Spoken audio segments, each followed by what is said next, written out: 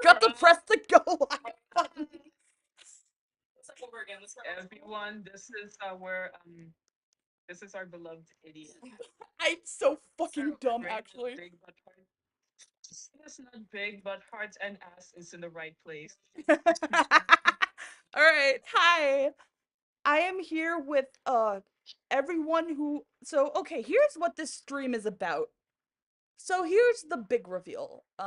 Leading up to this, I opened a thing in Minxie's Discord server called OCX Candygram. And it's basically like a Valentine's Day Secret Santa, but you draw each other's like Yume ships and stuff. So that's the vibe of the stream. Cool and awesome. It is very cool and awesome, and we all love OCX canon in this household. Yeah, the gang is all here. Except for Ella, who unfortunately is sick, but we will still be reading her fanfiction. That being said, because Liv only has 30 minutes, Liv, why don't you present first? Oh boy, where do I present now? Just put it in the picture in or the thing OCX in the yeah, Candygram live chat. where the mini Paletta Payaso picture is. Let me show you my science project. So who did you get? First of all, who did you get? Where to look, where to- Who did you draw this So for? I got Rylie. You got Rylie. Yeah. Oh, I hurt my fucking thumbs. Damn it. It's okay.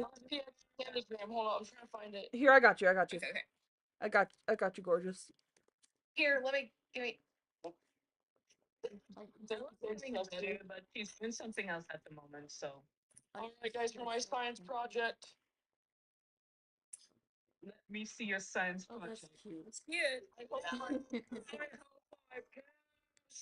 You did great.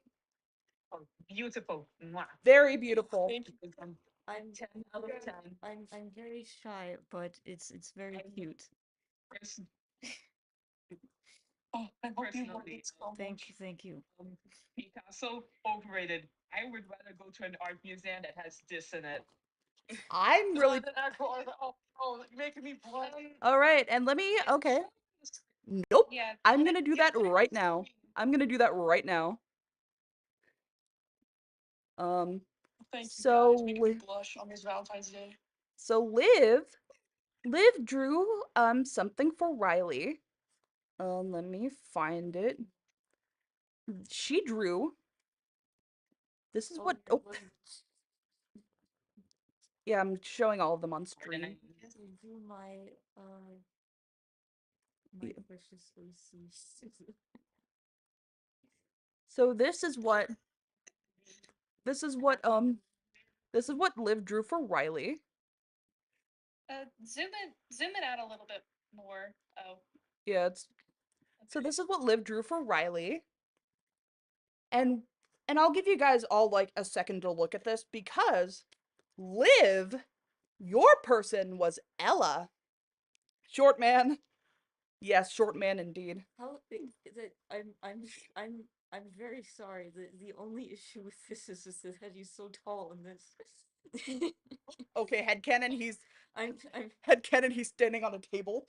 oh no yeah yes. Yes, that's right. He's standing on the table. He's standing on a table. He's standing on a table. You need to He's standing on the table. He's standing on the table. say that you are now required to. He's standing on the table Simple just to like try to look Drew, where cool. he's just standing on the table. Hell yeah. He's I'm gonna do that. I'll do that. So I'll make it Liv happen. and Azura, I'm gonna need your help with this one. Azura, I'm gonna need your help with this one for reasons. Do you have your talking voice ready? Uh, Oh my gosh. yes, it should. All right. Yeah. Let me find the thing that, because Liv, Ella got you, and she decided to write a one shot. Let me grab. We'll do a dramatic reading of it, and then we'll link it in the chat. We'll link it in the description after the stream. Let me find. Oh my god. Oh my god. Oh my god, this is so exciting. So this is Ella's fic. Liv, I will also send that to you. I will also send that to you personally, and I will be the narrator and myself, and Azura, you will be yourself. Okay.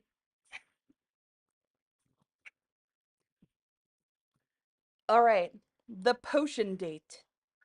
Deep in a magical forest, there was a quaint cottage, and in that cottage, there lived two mages.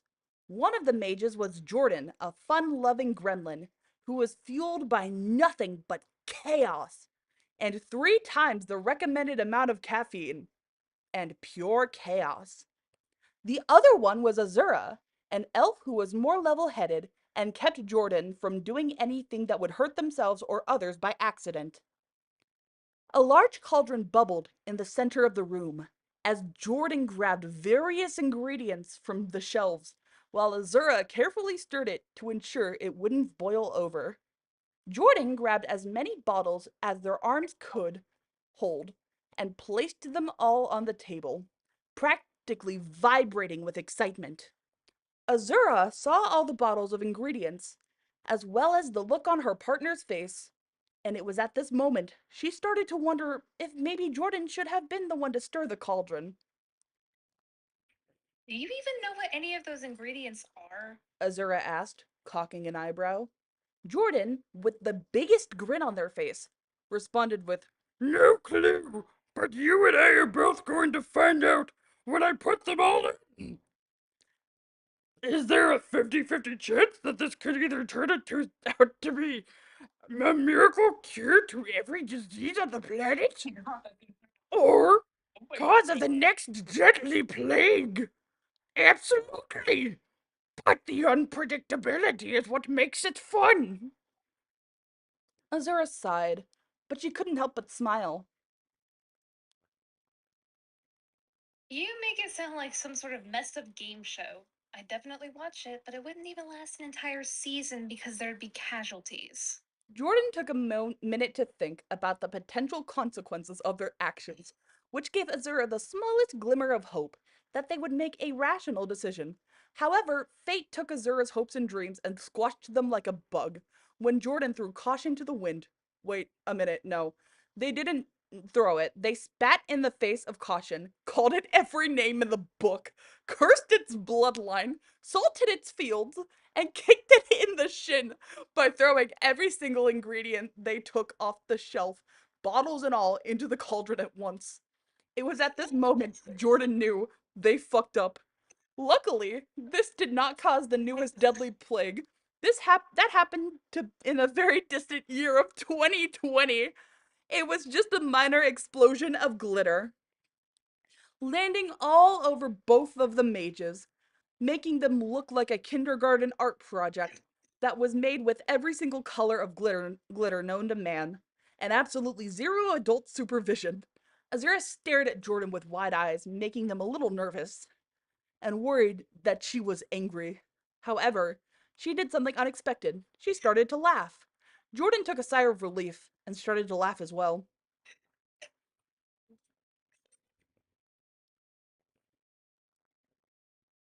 Betty, It'll be a pain in the ass to clean up if we don't use magic, but it's pretty.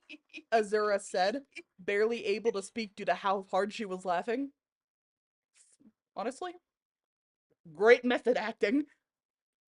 Jordyn was rolling on the floor at this point, the glitter on the floor clinging to them as if they were a sentient lint roller. "Don't worry, I got it." And after a few hours of Jordyn LARPing as a Swiffer sweeper, the two cleaned the glitter off themselves and spent the rest of the night making potions with actual recipes. And no more glitter explosions. The end. My gosh. Oh my god, I love it. Oh my god. I love that they use the Jordan as their ship. I love that so much. Oh, my little elf people. Oh my gosh. The elf and the gnome. Love The it so garden much. gnome. The Oh, just masterpiece. Masterpiece. Oh, 20,000 out of 10. That's No way. Peak I never- fiction. I never thought I'd have Some fanfiction 10 reasons my why safe you should This is iconic. It's so good. Oh yeah. Top 10 reasons why people should write fanfics about us. We are literally peak. We are. Um, It's so peak. Azura, since you're also unpredictable with stuff that I will not specify, why don't you present next? Right. I had Gatia for my OCX Candygram, and I'm sending 3 pictures because of how I put the thing together. Because I feel like it'd be worth seeing the characters like in just transparent backgrounds without the background in total. But I drew Tena and Teresa.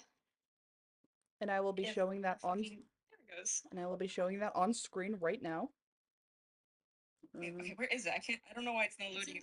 the OCX Candy Live chat. Okay, now it's loaded. Look at them. Heart is beating right now. Oh my goodness. Oh.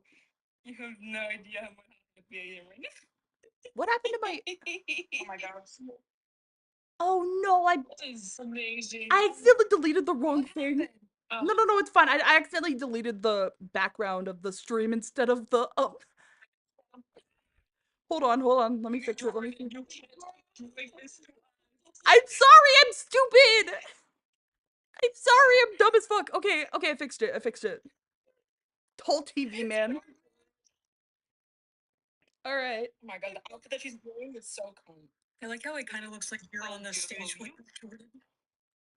You did the lady justice. Let me just say. Yeah, you did so well. The gorgeous. Yeah. Yes. Okay. It's funny you say that because like. Go ahead. So whoever got Azura, It's me. why don't you present your OCX Candygram? Okay, here. Um, Here, I drew Siren Service for you. Wait, is this chat? Yeah, it's No, it's not. that one. No, it's not. It's this chat. Yeah, it's that chat. Here we go. Now we'll be showing that on stream right about now. Wow! Holy shit! You did a great job, babe. I used to draw Kirby's style a lot, so I thought it would be fitting. Yeah, they drew some banger Princess Jewel art back in the day. My mind over that fucking emoji. That's It's like the perfect reaction. It is. It truly is. It's so gorgeous. Look at them. At the picture. And here's what it looks like for everyone else. We have My goobers. Azura. How do you feel? Give us 10 out of 10, no notes. This is great. I love it. I'm grinning like an idiot right now. I'm so happy. Oh, I'm glad. that's the whole point. Okay, now that we have everyone who like has like stuff to handle or stuff that could happen at any point. How can I help you, King DDD? I need a monster to clobber that there Kirby. That's what we do best at NME. You better get it with the money back guarantee.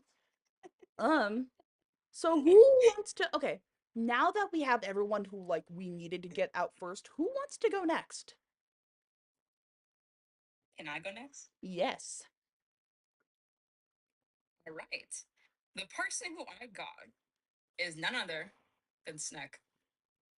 Oh my god. I got Snack. And I did initially ask a question actually about for one of the options. But now I because I was so like what is it? Because I was so indecisive, I flipped it. I flipped it. So now it's different pairing. So instead of like initially the question I asked, which involved like sign sound, I said, "Here's what I did." Ooh, it's loading. It's loading. Come on. Why am I not able to see it? How? What the fuck? It's not showing up for me. What the fuck? I was like, I'm seeing it. Oh! It's Okay, it's loading now. It's loading now. Holy shit. Oh my god. Sometimes I have internet issues. Sometimes. Left guard. Damn! I wish it would load for me so I could show everyone. Gay robots. Gay robots, gay robots. I wish I could. The gay robots. Okay, now it loaded for me. Yeah, I think this is. The reason why it won't load is because the gayness is so powerful. Let me. Yeah, let me. This is so funny. God, it's not loading. It's not letting me download it. God damn it. Okay, there we go. There we go. There we go. There we go. All right. Let me. I'm so peaked that it broke. It broke my laptop. Broke, like, live stream. No, just just Discord. It just broke Discord for me. I can show it just fine on the stream. Y'all, shout out to Gaitia for drawing this absolute fucking masterpiece. Look at that. It took me 6 hours and I just paid a penny. It took me 6 hours to make, apparently. Damn. Real bad. Oh my Dude, what the heck? It's set like okay. My picture of Saratina apparently took 19 hours according to Ibis Pay. What the heck? Damn. goodness.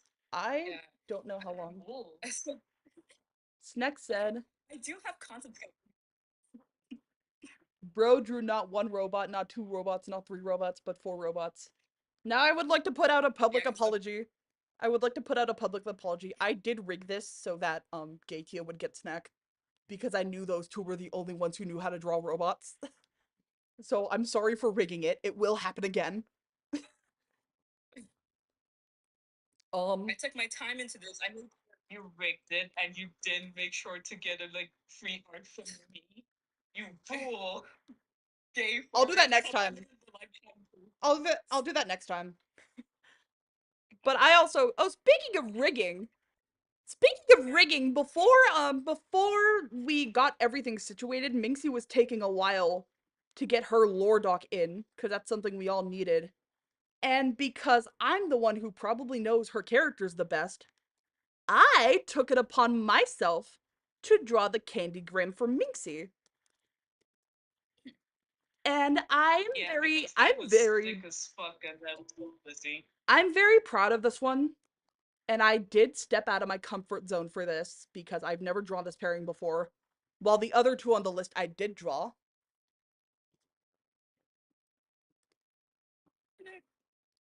Look at them. I drew Barnix.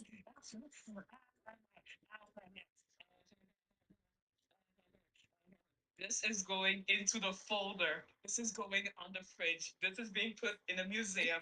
This is.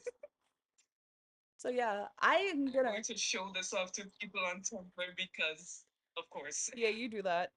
That's yours. That's yours to do whatever with. Just make sure you credit me. And. No, I'm gonna pretend that I drew it, obviously. Fucking asshole. Don't you do this to me. Don't you fucking do this to me, Minxie player fanime. Don't you fucking dare. No, not the name. I'm dying. Jordan gave me cancer with that one. Cancer. Not the cancer. Damn. My last wish is that Nyx becomes a real Octonauts character and the show starts acknowledging that death is a thing that happens. Based. I will hunt down the creators of Octonauts to make sure that happens. Liz just said I loved Octonauts a while ago. I don't know if you're still into Octonauts, but Minxie and I are working on some we're working on some Octonauts stuff together, so that'll be fun. I wish I could join you all, because I have an OC for Octonauts, but I'm not in the Octonauts boost right now, so. I mean, Give me a hot minute. I gotta do something, and then I'll come back. While Minxie is gone, I'm gonna explain Minxie. I'm gonna explain Minxie's drawing, and if she wants to present it on stream, she still can. But Minxie. Just when I get Okay.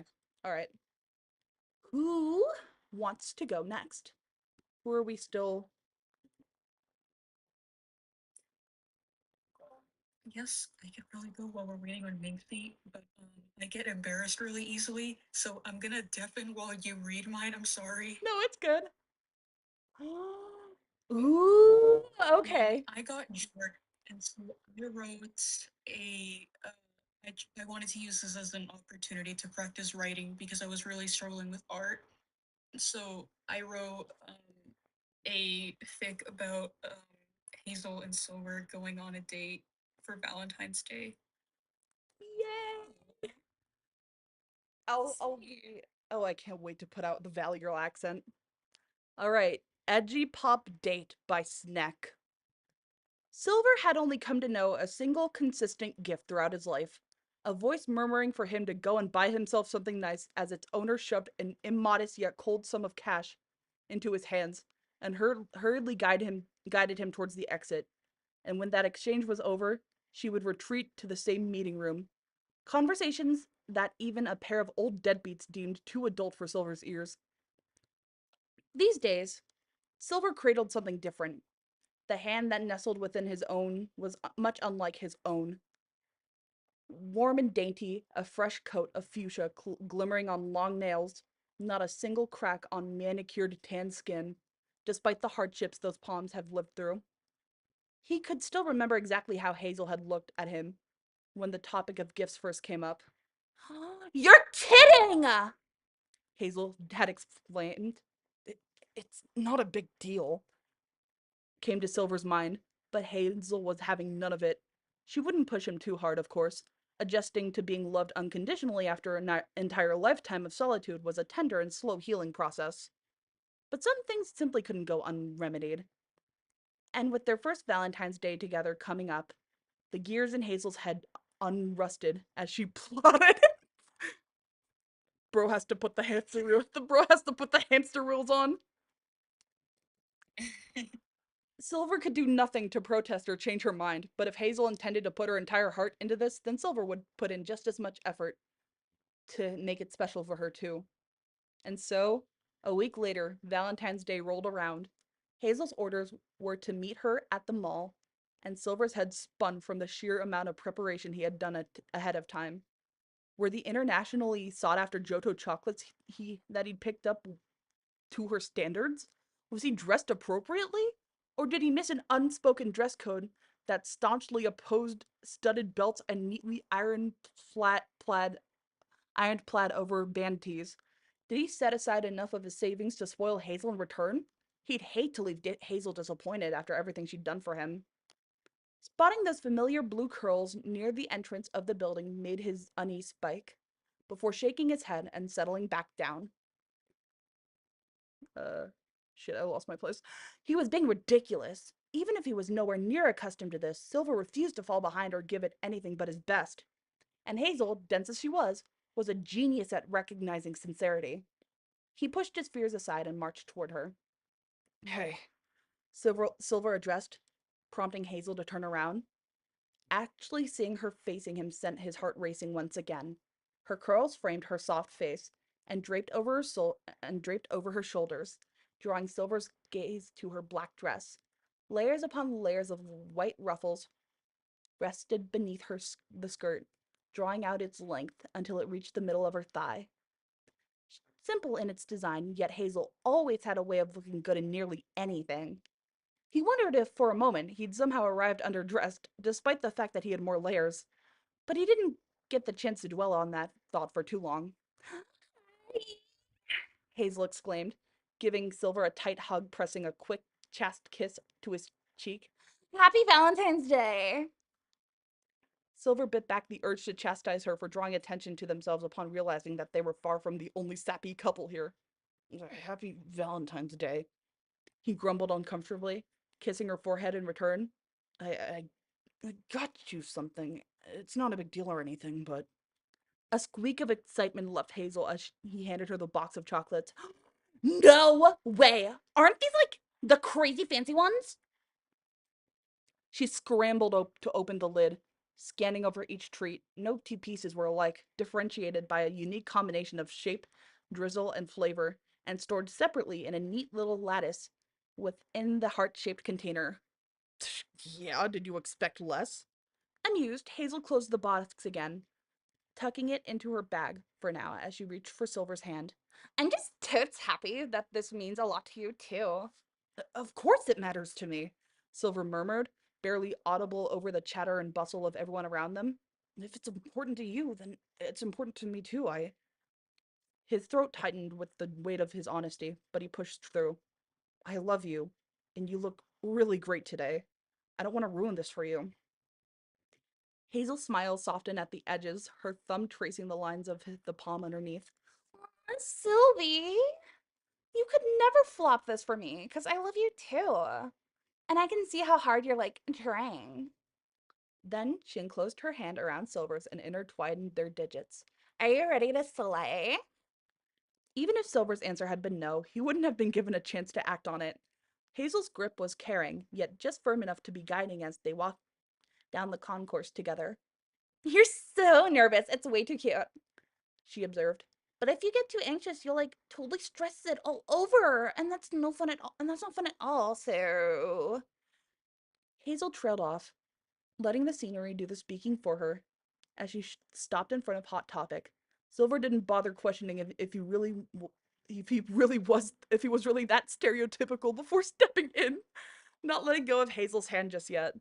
Perhaps it wasn't too surprising that indulging in his interests is a lot more fun with someone he treasures by his side, but the feeling was completely alien to Silver nonetheless. Look! Hazel exclaimed, letting go of his hand to rush over to the wall of band shirts. Uh, p- per, uh, Morgan and Evie Neeson's like. She raised her hand up to her face, counting up the two digits before trailing off and giving up. A million shirts here. Silver was nearly shocked that she bothered remembering his favorite bands. The more he thought about it, the less strange it seemed. His heart fluttered and left his chest feeling strangely warm. You should see the way you look right now. All red like a tomato berry. Or maybe a cherry berry. Well, whatever. Anyways, you've like got to let me buy you a shirt or like 12. And maybe a CD so we can listen together. What's it called? What's it called a CD anyways? Who's D and why are they trying why are they let me try that line again. You look you should see the way you look right now. All red like a tomato berry or maybe a cherry berry. Well, whatever. Anyways, you've like gotta let me buy you a shirt or 12. And maybe a CD so we can listen together. Why is it called a CD anyways? God, I can't seriously. Why is it called a CD? Why is it called a CDs anyways? Who's D and why are we trying to see them? Silver was unable to get much input in between Hazel's tangents as the two dashed from section to section. It felt like it felt less like the rebellion of his younger self and more like petals, long thought to have dried out, carefully parting and accepting the warmth of the sun and the world around him, allowing for life to begin anew. What began with shirts and CDs soon included sweaters, belts, and anything that reminded Hazel of Silver, and by Arceus did she understand her taste perfectly. He'd soon come to realize that her love for fashion wasn't just limited to her own tastes, and when her hands grew full, she dropped things into Silver's instead. When it came time to pay, Silver wanted to tell her that they should put some of these things back, but Hazel insisted, "Don't worry about it. What did I tell you about stress debts?" And the two headed out in search of their next door. Once suited to Hazel style, then to Silver's, and loosely alternating between the two. Silver quickly realized that he had run into a problem, and it was the fact that whenever he'd find something perfect for Hazel, she would immediately default to paying on her own before Silver even had the chance to bring out his own wallet. And this kept happening again and again and again. It baffled him how she could just blow through money without even batting an eye. But he supposed that at the end of the day, there was little need for her to worry about the money she spent and she couldn't even read a double when she couldn't even read double-digit price tags. Anyways, still, he didn't want to leave the mall without buying her something special. The gifts Hazel bought him were important, not because of their price, but because he felt understood. Like she cared enough to learn about his interests and experience them with him. That alone was worth more than all the shirts stuffed into shopping bags. So if he was going to pick out a present, it would need to mean something. Something chosen with the same care she'd shown him, not just picked for the sake of filling a bag or matching a price tag. The cashier finished ringing up Hazel, handed the girl her bags, and the couple went right back to aimlessly exploring the seemingly endless mall corridor. Silver kept a much closer eye on the various shops and booths as they came and went, searching before Hazel could beat him to it. Silver settled on a handmade jewelry shop. Prices that would usually frighten Silver or push him into stealing. push him into stealing were ones that he remembered to prepare for using the money he'd earned from previous battles. They browsed gemstone after gemstone, earring after ring after necklace until their eyes landed on a small heart-shaped pendant. The middle portion was of the outer gold casting. Wait, gotta try that again. The middle portion of the outer gold casing was smooth, framed by engraved vines and leaves. A single flower decorated the center of the smooth surface. With the go-ahead from the seller, Silver cautiously took the locket out of the display and looped the pendant around her neck. He could already imagine the picture inside, his entire being fuzzy at the thought of her always carrying a piece of them both within such a tiny pendant. What do you think? Silver. Uh, oh. Uh. Is that like? Okay, I think this is the seller. What do you think? Silver stared at the locket for several seconds, then to Hazel's eyes, and then to the side. Great, he stammered out, enamored with how the whole sight made him feel. You look great. Oh, that is Hazel. What do you think? Great, he stammered out, enamored with how the whole sight made him feel. You look great. Perfect. I'll go ahead and pay for. No way. For the first time, Silver managed to interject first, giving him a chance to explain himself, albeit awkwardly. What I meant to say is, let me pay. I want to pay. Let me.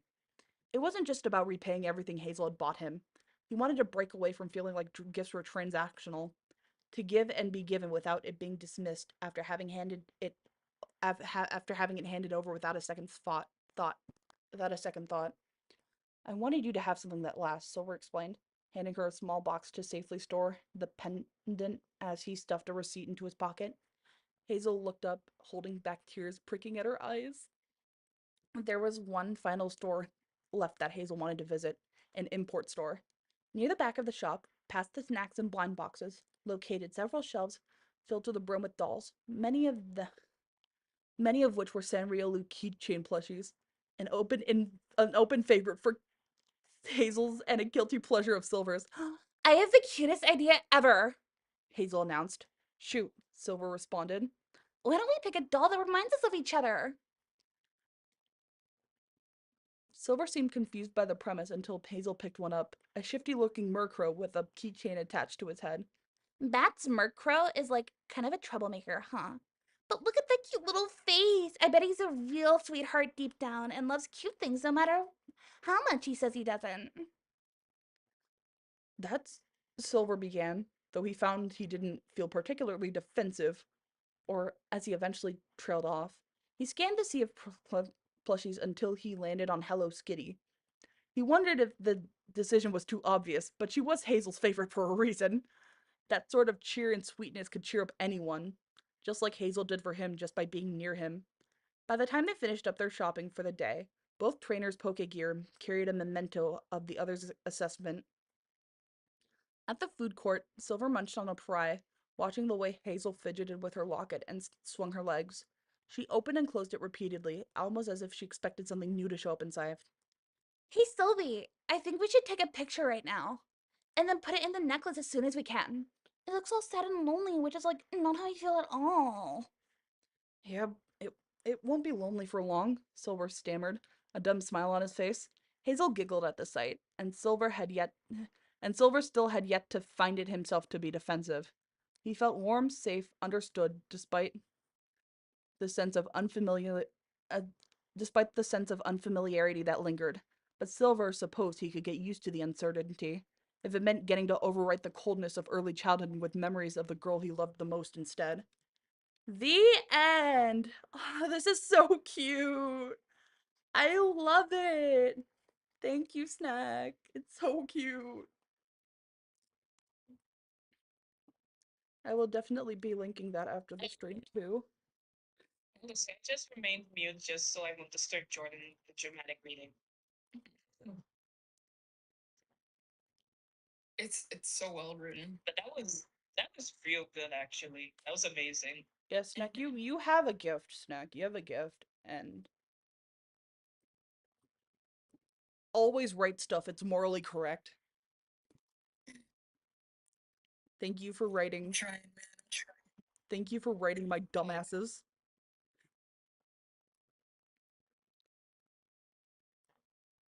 So Minxie, would you like to explain your, and I'll you can send it in the chat and I'll put it on the stream. All right, so let me just whip this up. I'm just trying to go through like a shit ton of folders I have. I don't even know whether I'm neat or managed to be neat or a disorganized way because I'm catching my ass, but I should be able to find it. So so for Candygram I got paired up. I got Ella. I got three options. I was originally like going to for the first one, but then I saw that she had a character with goth clothes, and I was like, I'm gonna do this because I love making goth characters. Based. So this is me being biased. So without further ado, here's Violet Harris X Toad from freaking X-Men Evolution. Speaking of which, finding a good reference of Toad was a pain in the ass because uh, I don't know. Every single I tried to find a film was in really bad quality, so I was like, shit. I showed Ella this before the stream started, and she. Oh, I didn't. Did I show her? I think I did. Okay, she said, "Ah, my ba." No, I didn't. I didn't. I didn't. She said, "Ah, my babies, I love it," and Hell yeah. then I told her that I told her about the live thing, and she's like, I can't wait to see what she thinks.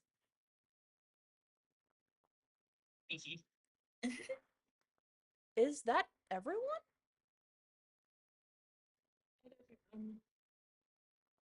We got Rylie. We got Liv.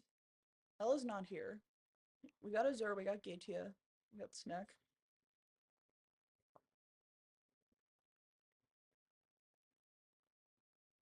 That should be everyone, right? Unless we're missing something. Yeah, I think that's everyone.